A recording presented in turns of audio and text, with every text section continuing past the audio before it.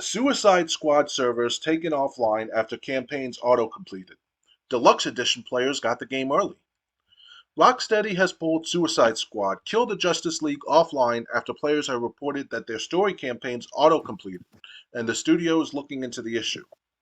We're aware that a number of players are currently experiencing an issue whereby upon logging into the game for the first time, they have full story completion. To resolve the issue, we will be performing maintenance on the game servers, Rocksteady said in a statement on Twitter. The studio continued, during this time the game will be unavailable. We expect this to take several hours and will update once we have more information. Those who pre-ordered the deluxe edition of the game get to play it 72 hours early ahead of its official February 1 release date. The game went live first in New Zealand, and players in other territories are able to set their Xbox consoles to match the region in order to play the game early as well. In GameSpot's Suicide Squad Kill the Justice League preview, we said after playing about 5 hours of Suicide Squad during a hands-on preview session, we came away feeling that Rocksteady's third-person shooter live game has cool ideas that sometimes work against each other. Suicide Squad Kill the Justice League officially launches on February 1st for PC, PS5, and Xbox Series. As part of the game's post-launch plans, the Joker will be added as a playable character. Let's look at some of the top comments. Clubhouse goes, worked just fine for me last night on PS5. Played about 2 hours. Fun story, good gameplay so far. Lord to Phil goes, love the idea of paying extra to get a buggy game early. Devil May Care goes, why does this suck for the people that couldn't wait 3 days? That's impatient. Short and simple. It was their own fault paying extra for an unproven product. Also, think about who Rocksteady's parent company is. WB. I have every little doubt that they actually wanted this game made. Look what they've already done to Mortal Kombat 1. WB is one of the scummiest publishers out there. None of that rang any warning bells. Lastly, the live service aspect. The more you keep buying this crap, the more often this will happen, and when the game is dead or dying, it'll delisted and forgotten. That's if you can stay connected to play it. Ice Cube goes, kinda sucks for those that bought it, can't even play it because it's a live service game, especially those that paid for early access. Someone said modern mediocrity at its finest. I think that's so. There's plenty more comments. Did you hear about the debacle that was Suicide Squad Kill the Justice League? Yeah, they kind of fucked up on this launch, meaning that whatever they were trying to uh, pile up or try to wrap up before the launch date for Suicide Squad, it was like it was a shit show from the start of it all. They will care more about their image than about getting proper reviews through the regular the regular channels. For example, entities like IGN, Destructoid, and other game review entities, they couldn't get the copy of it weeks prior to the release.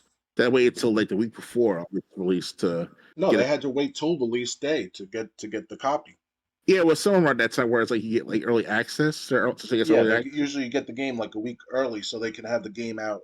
They can have the review out for when the game is available to the general public. Right. But it happened like that because they got the regular copies through regular means. So yeah, Yeah, basically they wouldn't give out review copies to basically anyone. IGN said, "Listen, our review will be up as soon as we can get a copy of it, but the yeah, WB is not going to give us copies." So I'm happy Suicide Squad Kill the Justice League was a dumpster fire. Because I mean that's what needs to happen with these live service titles if we don't want it to continue like this. yeah. Um, and we don't. And I mean, some ordinary gamers on YouTube, he played it. Yeah, he did a video where he got like through 2 minutes of gameplay, and then he was kicked back to the dashboard. That's Um, not good. so and these were people who had early access, by the way. So I mean, yeah. I don't even honestly, to be fair, I don't think this game is even gonna exist long enough for them to add the Joker as a playable character. I think because the game's doing that bad. I forgot who, but someone um, checked out like the players playing now and like the all-time peak, and Suicide Squad Kill the Justice League. Its all-time peak was 13,000 players.